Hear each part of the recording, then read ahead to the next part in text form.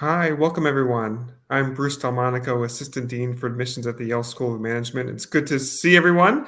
Thank you for joining today's session. We have 30 minutes right now, and I'm hoping to, in that time, to cover as much as I can about the Yale School of Management application, share as many insights as I can, and hopefully give you as much information to help you through the application process. We do have a few other resources that we make available that hope we should be providing links for to provide further insights and further details about ways to navigate the Yale SOM process. So it's good to see you. See some of you sending your hellos from various parts of the states, and I'm sure throughout the world. It's great to see you all. And again, thank you for participating. Um, 30 minutes is a short time. I'll try to cover as much as I can. I'd like to start just quickly, for those of you who don't know us well here at Yale, by sharing our founding mission to educate leaders for business and society. That's an important thing at Yale. It really does animate just about everything we do inside the classroom and out of it. And I think, and it means a lot of things, but very broadly speaking, means we have a multi-sector mission. We aspire for our graduates to do have impact not just in the private sector but in the public and nonprofit sectors as well. And it is really an important aspect of the experience here. I would say again briefly, in support of that mission, I think there are three distinguishing features of our program, our MBA program at Yale. One is our connections to the broader university. We are very integrated with the larger Yale community. That's an important part of the experience. We have I think what we call a distinctively global footprint. We have lots of global experiences that are actually rather unique to us at Yale. And then the third thing I would point to is our integrated curriculum, the first year core curriculum at Yale. It teaches many of the same concepts and materials you would learn at other top business schools, but the information is oriented, it's organized and presented in a unique way. And the idea is to teach our students and graduates to be very broad-minded, very interdisciplinary, very sort of interconnected in how we think about management and leadership. And I'll use that maybe as a quick jumping off point to talk a little bit about what we are looking for in the admissions office here at Yale when we're reviewing applications. I want to start maybe at a higher level, and then throughout these 30 minutes, maybe drill down into more detail into some of the specific sections of the application. But I do think, just starting at a top level, that mission that I talked about, educating leaders for business and society, and the interdisciplinary, integrated way in which we want our students to think, does inform, again, a broad sense, how we approach admissions. Again, many of the elements of the application are going to be similar to what you will see at other schools, and although we do have a couple of unique features, but to the extent there are things that are kind of unique to us at Yale. We do look for that kind of broad-mindedness, that kind of intellectual curiosity that we feel is well suited and aligns well both with our mission and with our classroom, with the way that the core curriculum is taught, though in the way we want our students and our graduates to sort of navigate their careers and in the way they want to lead others in that kind of sort of inclusive way, kind of lifting people up, working across sort of disciplines, working across departments of an organization, working across industries and across sectors. So really thinking very broadly, making connections, and those are important features. And to the extent we can kind of tease those out of an application, that we do try to do that. And I can talk a little bit about how that looks in practice. But so generally, that's at the high level. I'd love to go through a little bit more detail what our application looks like. There are a few things, and then maybe give some more general advice about, maybe some do's and don'ts about how to think about the application process and how to present your best candidacy. Some of which, are maybe more general. It's maybe specific to some of it a little bit specific to Yale, but hopefully relevant to any application you might be submitting. I know the application guide, which I think the link is up there now. Is more comprehensive. It really goes section by section through our application and gives hopefully more more thorough insights into how to approach each section, how to think about them, how we're thinking about them, and I think that can hopefully be a helpful tool for you as you're preparing your candidacy. One question I get just to start out, we are a little less than 3 weeks at the moment of this recording, a little less than 3 weeks from our round one application deadline. Many of you might be thinking about applying in round one.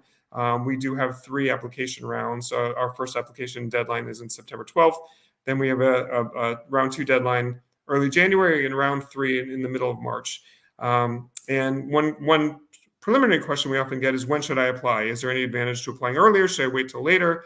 What are the benefits of one round versus the other? Are my chances different depending on when I apply? I can say for Yale, you might hear this different things from different schools. For us at Yale, we do model for the entire year at the outset, and we try to make it so that there is no material difference in terms of which round you apply, in terms of your chance of being admitted. So there's no sort of strategic benefit to applying in round 1 versus round 2 or even round 3. I think the standard advice you'll get is that round 3 you should avoid because it's tougher to get in. It's not inherently more difficult to get in round 3. It's just more unpredictable. We reserve space. We model to have space seats available in round 3 to admit candidates. But the number of seats available is just dependent on how many people enrolled from the first 2 application rounds. And so it's not that there will inherently be fewer seats available. It's just we don't know. If more people enroll from the first 2 rounds, then there will be fewer seats. If fewer people enroll, there'll be more seats. Or if we do our job and we're right on target, then it's just as we modeled. So it's just more that it's unpredictable. But that aside, there's otherwise no real strategic benefit for us at Yale, at least, to applying round 1 versus round 2. The main, some people do want to apply earlier, and I can see why that would be the case, because if you apply earlier, you'll get your decision earlier, and you'll know your future earlier. So there are benefits to applying early, but in terms of your chances of being admitted, the guiding principle that we use, and I think you probably will hear this from other schools, is apply when you have your strongest application ready. So if you're ready, on September 12th, by our round 1 deadline, by all means, submit then. We will review your application and get you a decision by December 5th. So even before you would have to apply in round 2 to other schools. But if you need a little extra time, if you want to sort of retake your GMAT or GRE, if you want to gain a little more work experience, if you need more time to secure recommendations, don't feel like you need to rush to submit by round 1. Take the time for round 2. That should be the guiding principle. So, if you're ready early, great. If not, take the time and present your strongest candidacy possible. So that's one thing I would start by saying. And then I'd love to talk a little bit about some of I talked briefly about kind of on a high level, our mission, some of the distinctive features of the program, some of the ways in which the mission and those features inform at a high level how we look at applicants. Talked a little bit about sort of which round you might want to apply in. I want to go, in the next few minutes, talk a little bit about, I won't go through every aspect of the application, but maybe talk a little bit about some of the key elements of the application, how we think about them, and how you might want to approach them. And then I do want to reserve some time again for maybe some more general overarching advice about how you might want to think about the application process in general. I'll start with, when we're looking at applications, obviously we're looking to do 2 things. We want to bring in students who will be successful in the classroom, but also students who have the potential to be successful afterwards in their professional lives. And so it's a balance, and sometimes there's a tension between those 2 things.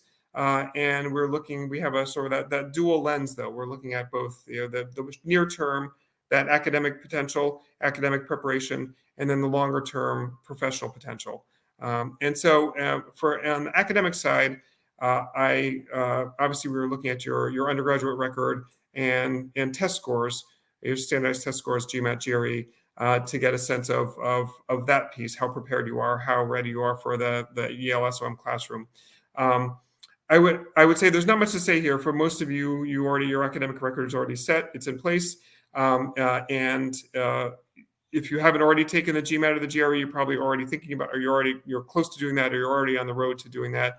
What I would say for us and for other schools, there's a good bit of self assessment that goes into the process. People will look at averages in terms of GPA or test scores to get a sense of whether they're competitive. One thing I would say as you're doing that is, don't be too caught up in the averages. The averages are just that. There are people above and below them, and I think we actually post our median. So by definition, half of our students in the class are below that median. So I think there's I think a lot of people will tend to self-select out of applying to schools because they're not above the median on all dimensions, and I think that's being overly sort of risk averse, overly cautious. I think you need to realize that at any school there's a range of students in terms of grades, in terms of scores. Very few people are kind of above on both dimensions. There are people who are, I shouldn't say nobody, but I think you need to be mindful of the fact that there is no such thing as a perfect candidate. Plenty of people some people are above, half people are above, half people are below, but there is very much a range, and the ranges that we post our mid 80% range. But actually, if you go beyond that, and that's the range for the class, we will admit into from the mid 500s to the high 700s. So there's on the GMAT score, for example. So there's a broad range, and GPA is the same. It's very broad range. So you want to think about where you land relative to other students in any school's incoming class, but don't be overly restrictive and don't disqualify yourself unnecessarily based on those averages. One note about test scores as well. I know many of you are thinking about the new GMAT and the new GRE that are coming out, the GMAT Focus, which is, I think the registration is starting soon, if it hasn't already, and the shorter GRE. Just so you know, those won't be in place in time for round one, but they will be in place for round 2 weeks, where we will accept all scores of all versions of those tests. So we will accept the current GMAT, the current GRE, the GMAT Focus, and the shorter GRE when those are available. So the advice we tell people: take the test you're most comfortable with, the one you think you'll be most successful with, and it does make sense to maybe try both. If you've already decided which one you're going to take, that's great. If you're still exploring, try the GMAT, try the GRE, take some sample sections, see which one you like most, and go with that. We have no preference for either, and we welcome whichever test you feel most comfortable taking. So that's a little bit about that piece. That's the academic piece. The other main element of the sort of our admissions sort of apparatuses, as we were trying to predict, bring in people who have the academic preparation for our classroom, and also people who have the professional potential to be impactful leaders after you graduate. And so we're looking at your past professional experience to do that. And what I can say is the application form itself has information about your work experience, your past work experience, and there are, I won't go sort of through the specifics of that, but there are hopefully that we have instructions in the application that make it self-explanatory what to do there. The one piece of your professional background I would point to now is your resume. And I would point to it specifically because I feel like it's an often overlooked element of an MBA application. I think many of you will think, I've applied to jobs before. I had a resume for that. My resume's done. I'm just going to, just upload what I have, and that's one. I can check that off the list, and that's an easy one to kind of take care of. And now I can move on to other things. You should take some time to update your resume and think about your resume and think about your resume in the context of an MBA application, which is different than how you used it in the past in job applications. So, I mean, there's a lot of overlap, but think specifically with fresh eyes about making sure you capture not just what you're doing, what your roles and responsibilities are, but what kind of impact you've had, what your achievements are, what your accomplishments are. We want to have a sense of what kind of impact you've had in the work you've done so far, and that's a really important thing for us, and it will be for any business school. So really, to think about if you were able to increase profits, if you're able to improve operational efficiency, if you were able to have other quantifiable outcomes in terms of, say, business development, in terms of client success. Try to be as concrete as you can in terms of quantifying those positive outcomes that you've been able to achieve, or if they're not quantifiable, that you're able to articulate in some structured way your accomplishments, whether it's successful engagements you've had, successful projects you've worked on, and what kind of impact those have had. That can be really helpful.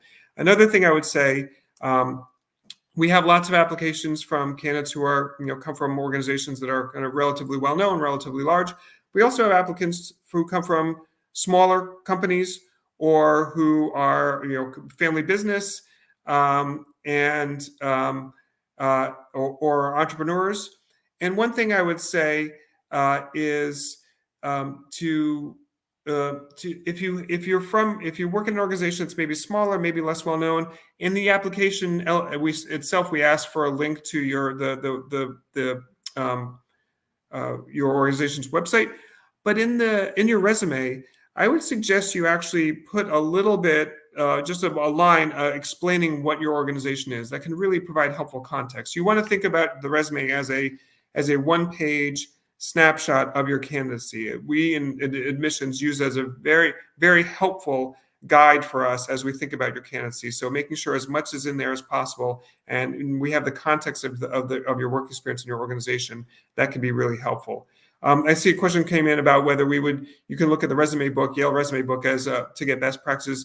You actually, in our application, we actually do provide the Yale resume template there. If you do want to structure your resume using the Yale template, we provide it in our application so that you can use that. You don't have to, and it's by no means required. But if you do want to provide some structure, it's a good way to maybe help structure your resume. That's one thing I would say. But you don't have to do that. So I talked a little bit about the academic piece, talked a little bit about the professional piece. Maybe the third leg of the stool that we care quite a bit about is the community piece. We do want to make sure we're bringing in students who will be active community members. We are at Yale. We're a smaller business school. We're about 340 or so students per class.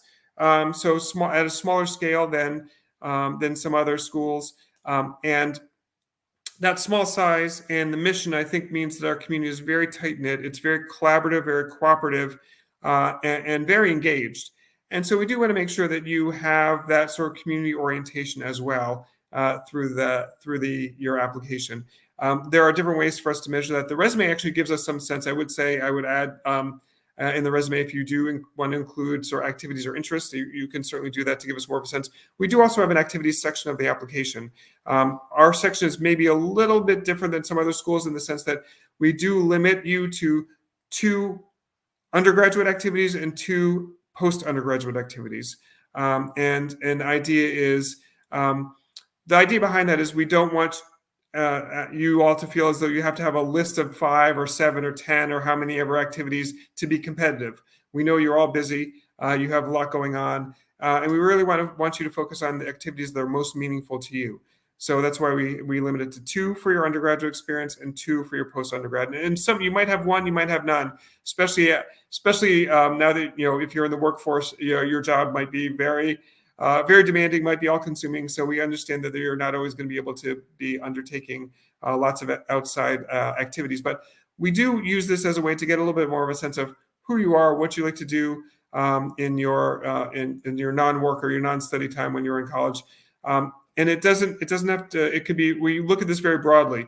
It could be activities. It could be sort of extracurriculars.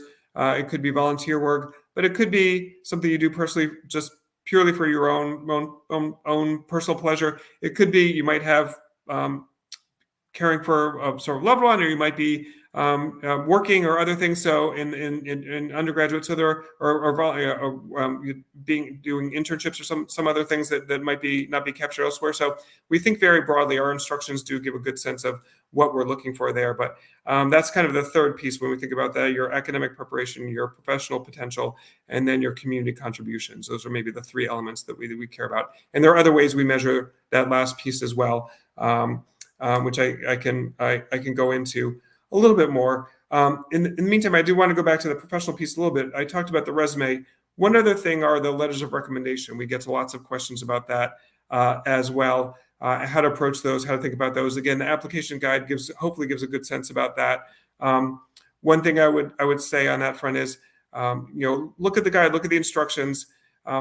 We do require 2 recommendations. We do ask that they be from people who are more senior than you, who know your work well, ideally from your current supervisor. But we know that you can't always get your current supervisor. There might be reasons why you don't want to jeopardize a promotion or a bonus or assignments.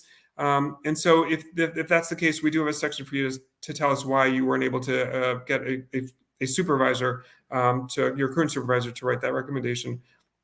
But otherwise, we're looking for people more senior than you who know your work well. So don't go for the don't ask someone who just in the C-suite or has a very impressive title if they don't know your work well. Really have that be the guide, that having 2 people who know your work well, who really can speak concretely about your experience.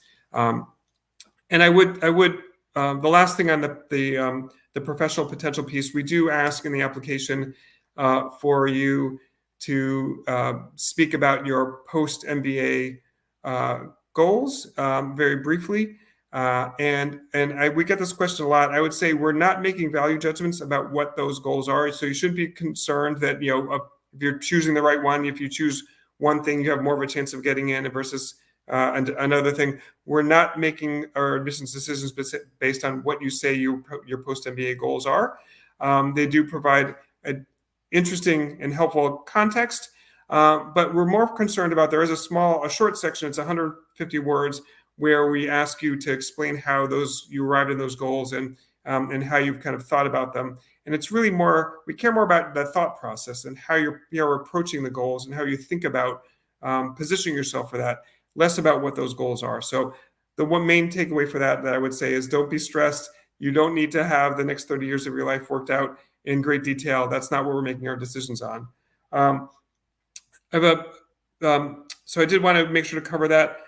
I knew the one thing that people have lots of questions about is the essay. So I want to talk about that next. I did see a question come up though about social enterprise and the fact that we're known for social enterprise and our commitment to the what's described non-traditional post-MBA paths. Since we're talking about the post-MBA goals, has that changed? Has that focus changed? And if so, how? We've always that founding mission that I talked about earlier continues to be very central to how we do things at Yale SOM. That continues, as I said, to animate what we do in the classroom and outside of it. We still do have graduates who go into the nonprofit, go into the public sectors. Not always. And to the next question, changes in post-MBA employment in the last 3 to 5 years, we've seen an increase in students going directly into consulting right afterwards. Frankly, for the class that is just graduated, 46% of our graduates went into consulting. That's a lot. That might be almost too much. That probably will ease down because the consulting firms have pulled back a little bit on the hiring, and so that might recalibrate a little bit. They're still hiring at a good base, but they've kind of eased back a little bit. But I think we still have, so consulting has grown. Investment banking has always been popular. About a quarter of our students go into that. But I think more people are going into consulting than going directly into the social sector. But I think ultimately our graduates a number do find their way into the social sector. Right now, it's maybe, low single digits in terms of who go directly there. But that I think that's more the job after the consulting job is one thing I'd say. And another thing I would say, is that it's really less about the destination, is more about, for us, more about how our graduates think about the impact they can have, the ways they can lead, the ways they can have positive influence on their communities, on their organizations, and on the world more generally. And so it's less about the specific role and more about the approach. And that's, again, what we're looking at in the application. I only have 5 minutes. I've gotten a little bit behind time. Quickly on the essay, and then maybe a couple of just general comments. We have one essay, and you have an option of 3 topics to choose from. You can talk about your biggest commitment. You can talk about the most meaningful community to you, and you could talk about the greatest challenge you faced. And we used to, for the last 7 or 8 years, the essay was just one topic. It was the commitment essay. We broadened it this year because most of the essays we got, fit well into the commitment essay, but we felt like there were such a non-trivial number of applicants for whom that commitment essay wasn't quite right. It wasn't exactly what they wanted to talk about. So that's why we gave choice this year, so that you can really talk about what matters to you, and you don't have to force fit your preferred topic into the commitment essay. So we have, again, 3 topics: your biggest commitment, the most meaningful community you've been a part of, or the greatest challenge you faced. And we're hoping among those 3 topics, the thing you really most want to talk about is possible to talk about through those topics. The thing I would say just briefly about the essay, we're not making value judgments about what you talk about. We do care about the ways in which you've supported either that commitment or in that community, or the way you've addressed that challenge. You don't have to, we didn't say overcome. It's not as though you have to have overcome the challenge. You might still be working through that challenge. You might still be facing it, or you might have figured out how to kind of live with that challenge, and and overcome might not be the right word. So that's why we don't use that word in the essay. But we're looking for, again, whatever the topic, for concrete examples that show how you've demonstrated that commitment, engage with that community, or face that challenge. And so that's the main thing we're looking at. Quickly, it can be either personal example or professional. We're agnostic. It doesn't have, we don't prefer one or the other. And you do not need to tell us why Yale or why the MBA in the essay. It's not a lot of space. It's 500 words maximum. So we want you to focus on the commitment, the community, or the challenge. We have other places for you to talk about why Yale and why the MBA. So don't feel as though you need to fit it in there. So those are a couple of very common questions we get. And then just wrap up, I have maybe 2 minutes left. Just a couple of higher level sort of do's and don'ts that I've kind of gathered in my time in MBA admissions. First of all, this is kind of I think a natural extension of the essay topic that we were just talking about, and the idea that we gave choice so that you can really write about what matters to you. In the application generally, you should really talk about what matters to you. You should focus on what matters to you in the essay and in elsewhere. In when you talk about your post-MBA goals, when you talk about your activities, don't feel as though you need to present a version of yourself or shape or shade the application to kind of get at what you think we're looking for. Because we're not looking for any one thing. No school is. We value diversity. We value a broad range of backgrounds and interests. And you're not, I think, trying to stand out oftentimes will get you turned around and will actually present a less compelling application than if you just presented who you truly are. So don't feel like you need to do something to stand out. Don't feel like you need to present a certain version or a certain aspect of yourself that's not really who you are. I think that's a way to kind of be less compelling as an applicant. Another piece that I would say is don't shy away from your mistakes. Obviously, you don't necessarily want to lead with your mistakes. You're trying to present put your best foot forward. But we know that there's no perfect application. To get back to one thing I said earlier on, everybody has weaknesses. Everybody's made mistakes. And we'll see that there might be gaps in employment. There might be less strong grades in undergraduate. We'll see those.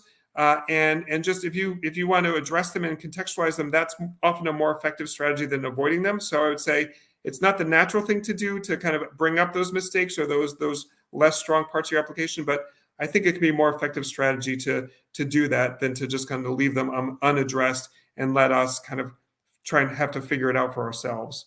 And then the last thing I would say as we get to the 30-minute mark, don't overthink it. I know it's tough. This is a time that it can be stressful, but just know that there are humans like us behind the scenes reviewing your applications. Don't feel as though it's this cold impersonal process. Don't overthink it. I would say have fun with it. I know it's not inherently a fun process, but it should be a process of self-assessment, of reflection, of learning about yourself, thinking about, this is an exciting time, thinking about what you want to do, with an MBA and beyond, and use it as a time of learning and growth and self-assessment. And hopefully, if you do that, you will stand in good stead in the process. So hopefully, that's a little bit of advice that's helpful to you all. Good luck. And I look forward to staying in touch in different contexts in the future. Thanks so much.